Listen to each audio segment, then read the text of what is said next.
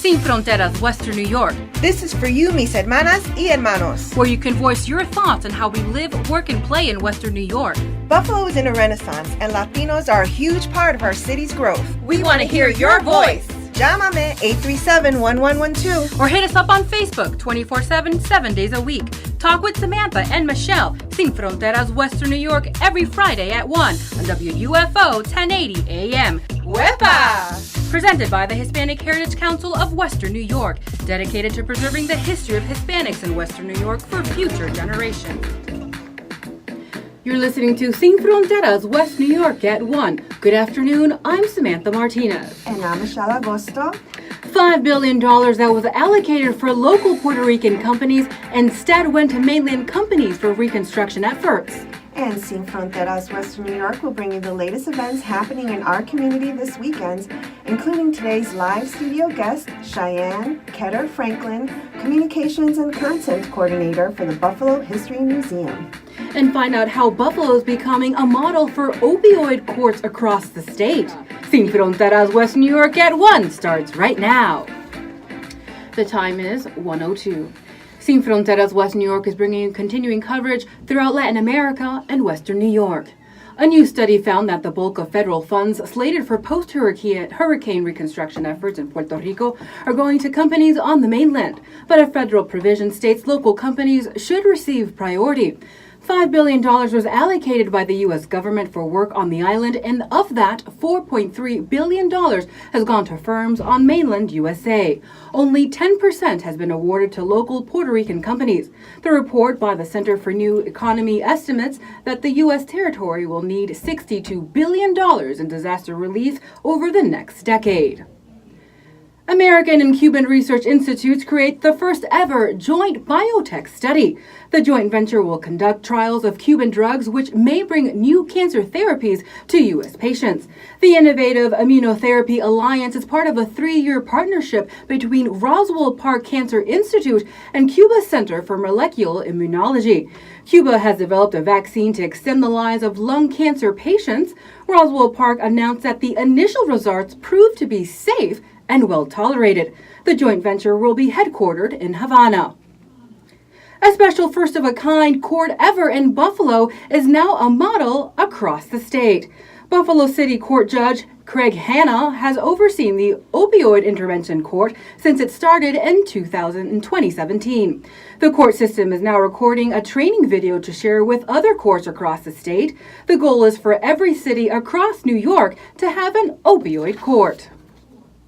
Coming up next, creating pathways towards our future. Learn more about this free, family-friendly event at the Buffalo History Museum this Sunday. When we come back, we'll talk to Cheyenne Ketter-Franklin, Communications and Content Coordinator.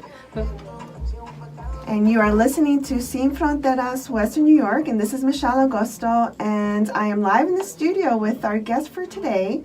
Her name is Cheyenne Ketter-Franklin, and she is the Communications and Content Coordinator for the Buffalo History Museum, and we're so pleased to have you on air with us. Thank you for coming in. Thank you for having me. So you're here really for a very specific reason. As you know, Hispanic Heritage Month runs from September 15th through October 15th, and the Hispanic Heritage Council of Western New York, it's really important for us to celebrate this month with various events throughout the city, throughout Buffalo and Western New York.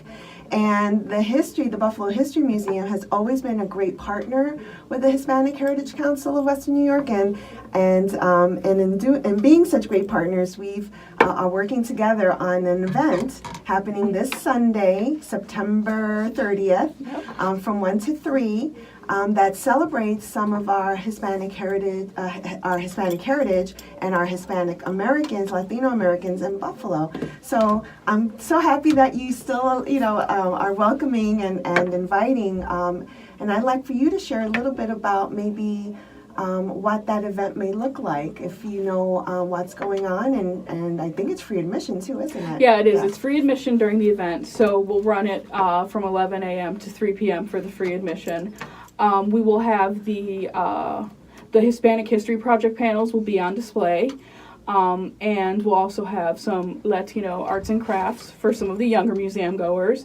I believe we're having a classical Spanish guitarist as well. Oh, okay. So it's going to be, I think it's going to be a fantastic afternoon, and I think that it's just very important, as the Buffalo History Museum, like, we like to say that we like to share the community's, like, shared history. It's not just one, Buffalo's such a unique area and it's such a unique city. And I was born and raised here, so I've been fortunate enough to grow up here, and still every single day I'm learning something new about a culture that's here or about a historical part that's here. So for us, we think of this day as, like, this is sharing, the Hispanic West New York community's, like, culture and history with everyone around here that may not know about it or who are a part of this culture and really want to share that history with other people around here. Yeah, So. I love that idea of shared history because it really is. I mean, we guess rely on one another for our histories. It's hard to separate them, and so I love that idea of having a shared history and being able to have a venue to talk about the real relevance of Latino Americans in Buffalo and Western New York. Do you have in the museum, I haven't been in the museum for a little bit, and I know you're sharing the panels. Do you have in the museum a section or a place dedicated in the museum itself for Latino Americans, or is that something that, go ahead. We have we have a little bit of, what I love about our museum is that we have a little bit of all the different cultures and histories sprinkled throughout each exhibit. Yes. So, for example, in our icons exhibit, we have some pieces that are from, like, Latino athletes. So then in our neighbors exhibit, we have some information about, like, what it was like for Hispanic immigrants to come to Buffalo back in, earlier centuries. So it's kind of, there's a little bit sprinkled out about, so there isn't any one particular area that's dedicated, but that's why we love to do these community events, so we can give that time to have, dedicated time and activities to, share a little bit more than what our exhibits currently have. Yes, and so I know that we'll have two directors there from the Hispanic Heritage Council, Willem Rios, who's going to head the art activity, which, by the way, any age can participate. We love art, and any age is good, for art activity. And then our one of our historians, really, for the Hispanic Heritage Council, John Sanabria, he'll be there to talk about the panel. So, if you need help kind of dissecting the information on the panels, he'll be there to talk about that. So, and the music will be lovely. So we're hoping for a beautiful day, and we're hoping for a lot of people to come through. So is there something that you'd like to talk maybe specifically about that particular event? Because we've had that event at the History Museum for a few years now. So I think the one thing that fascinates me, at least personally, the most is the Hispanic History Project panels. Like, I think that the concept and the idea behind it, because I believe there was collaboration with, like, the library downtown and a few other organizations getting together and really sharing this history and getting it from people that this is something that happened to them. This is, first research source. This is someone that experienced it. And I think to share that information, from the actual people that experienced it is just so important. Like, to preserve that history and make sure that's shared directly. And I just find the whole idea, it's such a beautiful thing. You have all these organizations in West New York working together to share and, sponsor this project. And I think that especially the panels just stick out to me so much. It's like a can't miss thing that you have to stop by on Sunday. Right, the Hispanic Heritage Council has been working on this project, documenting Hispanics that have been coming to Buffalo from, like, the late 1800s, which is really amazing. People may not really know that, starting with Spain and Mexico and Puerto Rico, and now a lot are, immigrating from Central America and Central and South America. So, having a place like this where we can have the history and all this rich information, why do you think why is this important for people from other cultures and young children themselves? I think that it's important to, kind of understand where other people are coming from, to understand, who you're interacting with.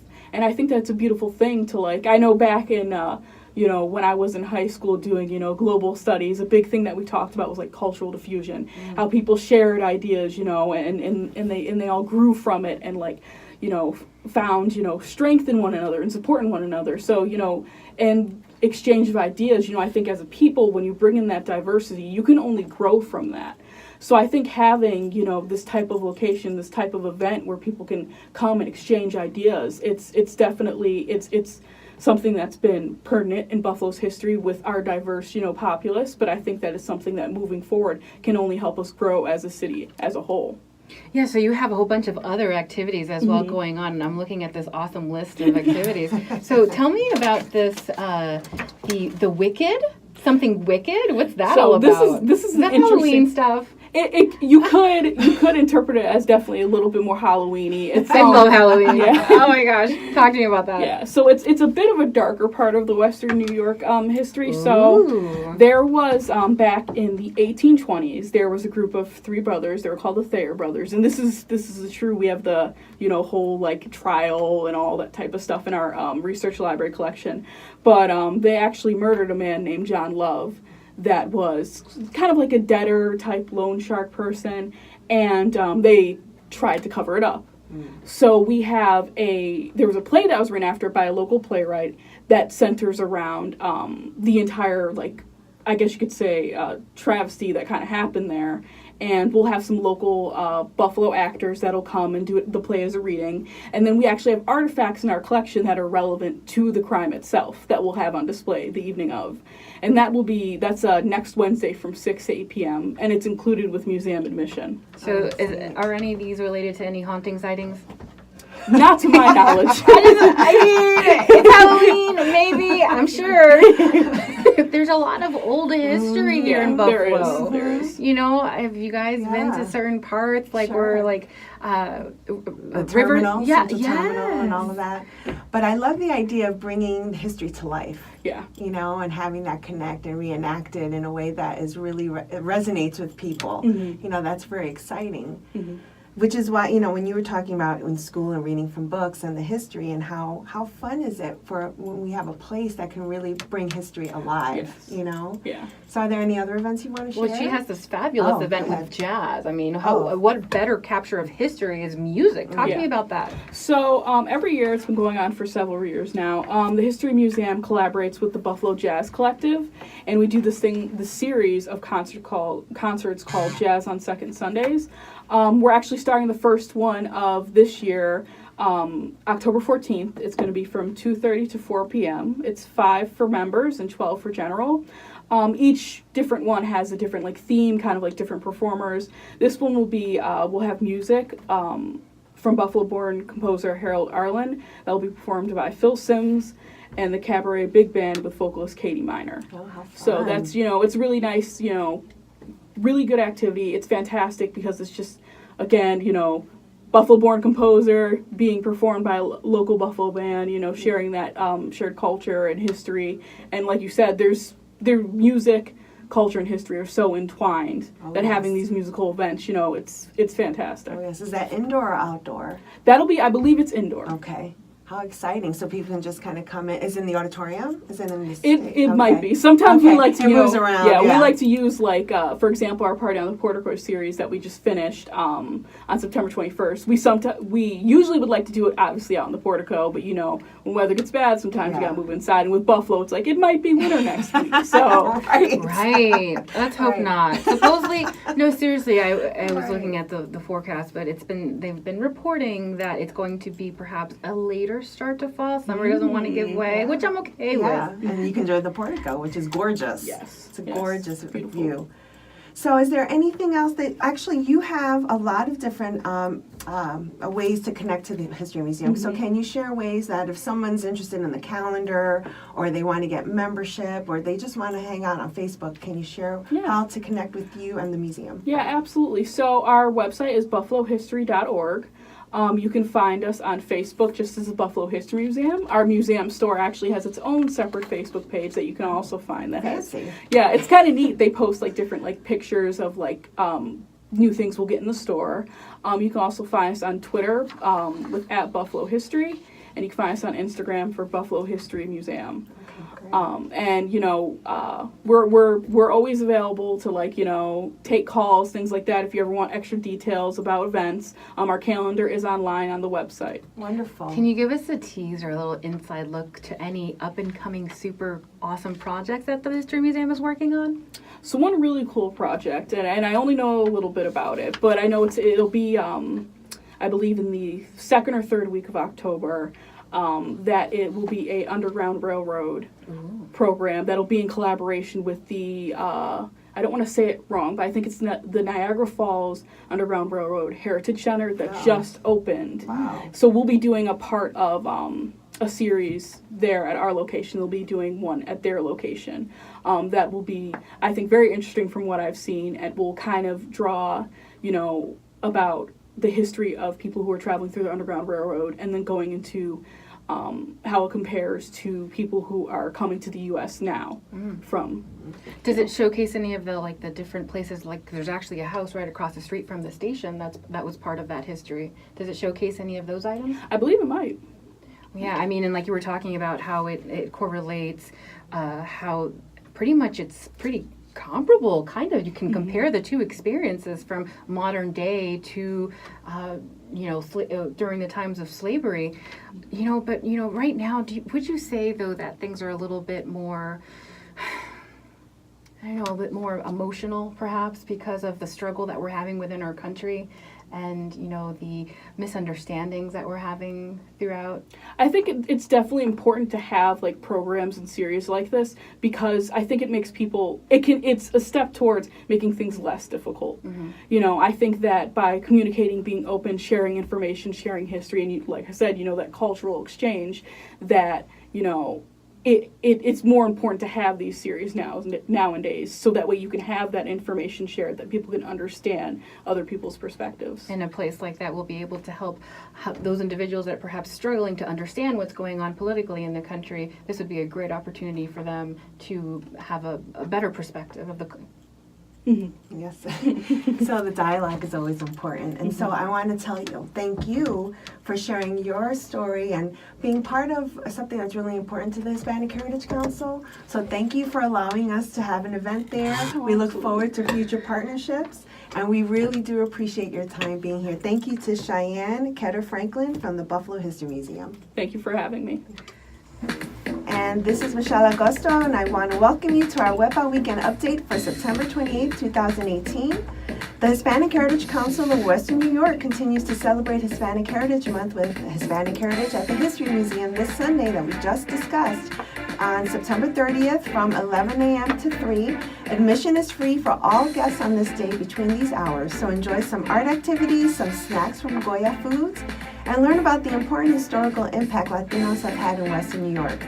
Head to the Buffalo History Museum, located at 1 Museum Court, across the street from McKinley High School, and check it out. And for more information on future Hispanic Heritage Month events, go to www.hispanicheritageWNY.org or head to our Facebook page to learn more. And we have so many events throughout the Heritage Month presented by the Hispanic Heritage Council of Western New York. Yes, and you know, that segment that we were talking to Cheyenne, like, this is going to be such a phenomenal event, really engaging for both children and adults. And if that doesn't get you, I'm sure the Goya products will. That's for sure. Certainly, or the art. Wherever the Heritage Council is, there's Goya products. And you got that right. And you know what? And just talking about our Hispanic Heritage Council events, we had one at Kleinhans this past Friday, and we had one at the Naval Park, and the attendance has been amazing. So we really just love sharing this information with all our. We had an amazing band from Puerto Rico, Yes. Tamboricua, last weekend, and if you missed it, I'm going to say you missed the biggest party in Buffalo It was a of the party. year. We had close to 1,000 people, Yeah. and they brought it. They brought We it. did. We love parties around here. And so if you're looking for more fun, go to the Gypsy Parlor this Saturday, September 29th, where they have an adult disco, funk soul, and rock and roll party starting at 7 and going all night until closing with DJ KO. The Gypsy Parlor is located at 376 Grand Street. And for more information, head to their Facebook page or call 716-551-0001. And now you know what's going on in Buffalo this weekend for Friday, September 28th. Whippa! Have you been to the Gypsy Parlor I before? love the Gypsy Parlor. It is the decoration in there. It's kind of like gothic look like? Yeah. It's the setting, It's the red, fun. the lighting. It's going to be a lot of fun. We may have to do that play that you were talking about at the Gypsy Parlor, Cheyenne. Thanks for joining us for Sin Fronteras West New York every Friday at 1. Remember, you can always catch Sin Fronteras West New York online and on our Facebook page whenever you want, all the time, 24/7. And today we're going to end with a salsa classic. It's called Puerto Rico. And it's by Eddie Palmieri, a very famous salsero, big-time family favorite of mine. And so espero que te gusta, and we want to say goodbye and enjoy the remaining parts of Hispanic Heritage Month. Adios. Hasta la próxima. Ciao. Oh, that's it. All right, Cheyenne did great. My hair. Nicely done. Adios. Thank you, and we hope to see you soon in one of our events. Take care.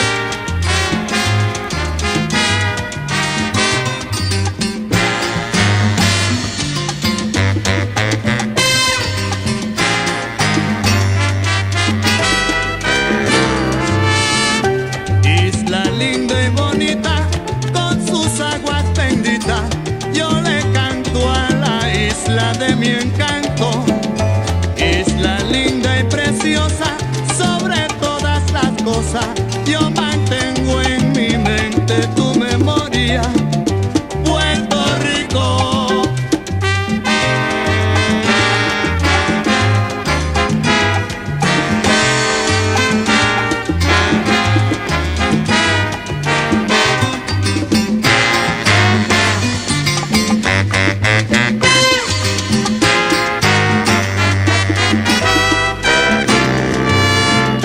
Isla de gran riqueza, de cariño y belleza, de palmeras y playas.